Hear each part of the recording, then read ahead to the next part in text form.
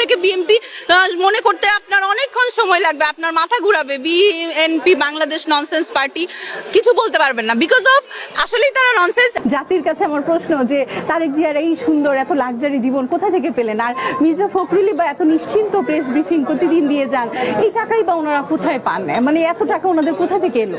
এটা আসলে খুব জানতে ইচ্ছা করে আমার। তাহলে কে ধরবে বিএনপির হাল?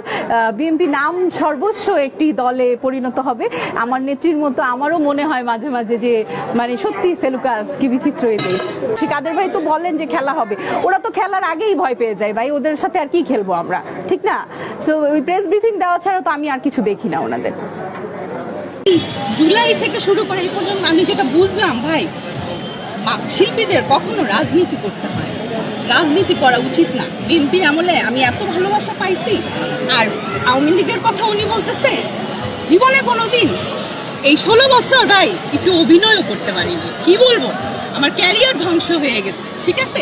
এর আগে অসংখ্যবার উনি আমাদের নেত্রী দেশনেত্রী বেগম খালেদা জিয়াকে নিয়ে অসংখ্য বাজে মন্তব্য করছে। শুনে আমরা কখনো জাতীয় নেতাদেরকে নিয়ে বাজে মন্তব্য করি না, সে রুচি আমাদের নাই। কিন্তু ছাত্রলীগের অসংখ্য ফুটপাতের নেতা বেগম খালেদা জিয়াকে নিয়ে, তারেক রহমানকে নিয়ে বাজে মন্তব্য করছিল। উনি ছাত্রলীগ, উনি অভিনেত্রী আওয়ামী